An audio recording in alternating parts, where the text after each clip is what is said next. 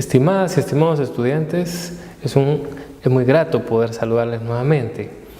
En consecución al curso de Derecho Procesal Constitucional, vamos a platicar acerca de la jurisprudencia en materia constitucional y sus efectos.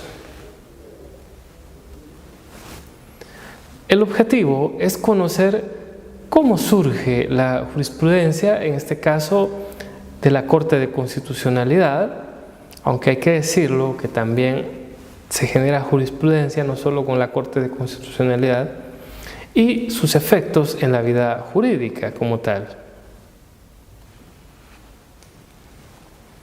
Hablemos entonces de qué es jurisprudencia.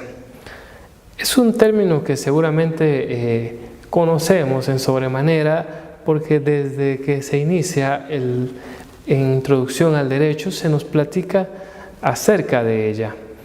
En la definición del afamado jurista Cabanellas de Torres, decimos que es el conjunto de sentencias que determinan un criterio acerca de un problema jurídico, que puede ser justamente omitido, puede ser obscuro en los textos positivos o en otras fuentes del derecho.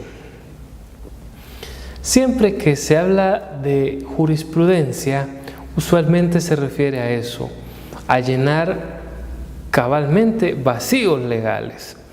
Muchas veces el legislador pudo obviar ciertos temas, pudo dejar algunas lagunas en la norma que le corresponde, en este caso, a los especialistas en el derecho que vienen a ser finalmente los órganos jurisdiccionales, poder resolver los mismos.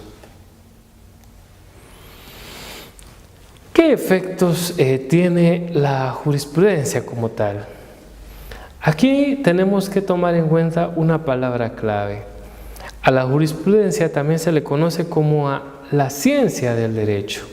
Bueno, ¿y qué es ciencia? Recordémonos que ciencia es un conjunto de conocimientos sistematizados, es decir, ordenados sobre una materia en especial. Entonces, decimos que si la jurisprudencia es ciencia del derecho, es un conjunto de esos conocimientos muy ordenados sobre una materia específica. Como bien lo hemos advertido previamente, esta jurisprudencia busca llenar vacíos legales que por algún motivo pudieron escapársele al legislador.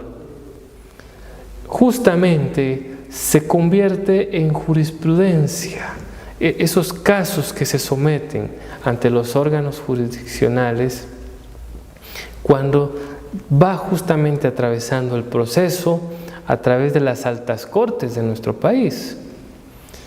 Una vez llega a estas altas cortes, son los magistrados aquellos quienes se encargan de resolver justamente esos casos complejos. Y es mucho más sencillo encontrarle una solución cuando desde luego ya existe con antelación una resolución sobre un caso similar. Luego hay que establecer que en nuestro país la jurisprudencia no es considerada exactamente como una fuente real del derecho.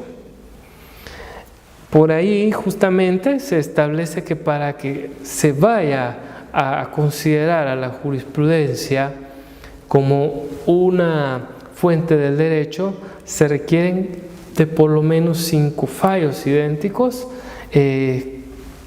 sobre un mismo sentido o sobre casos similares.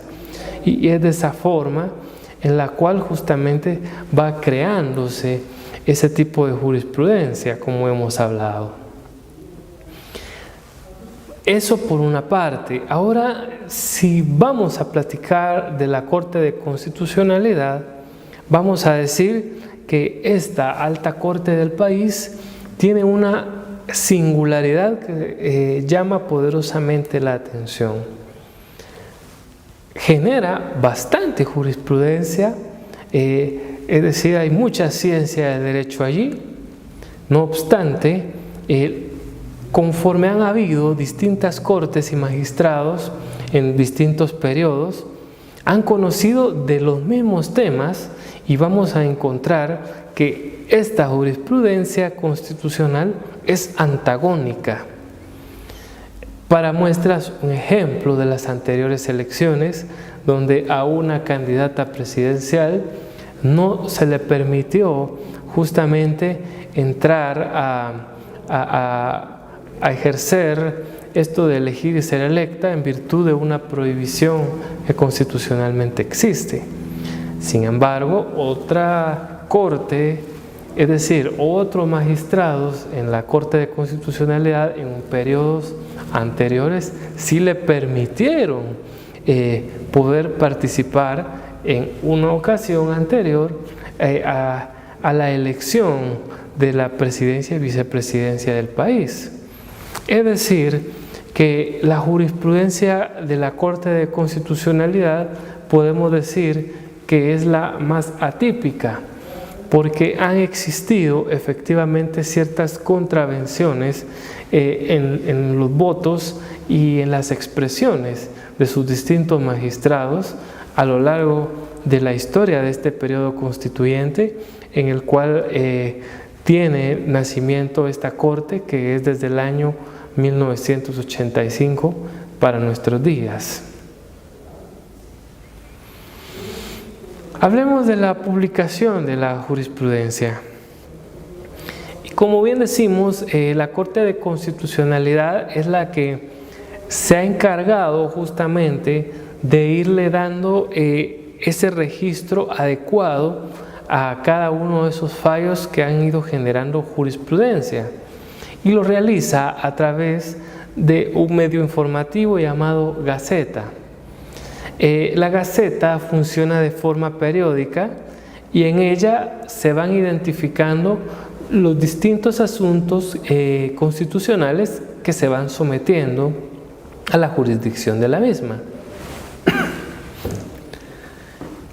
¿Qué elementos son importantes y que nosotros que estudiamos el derecho debemos de considerar siempre que busquemos jurisprudencia de la Corte de Constitucionalidad?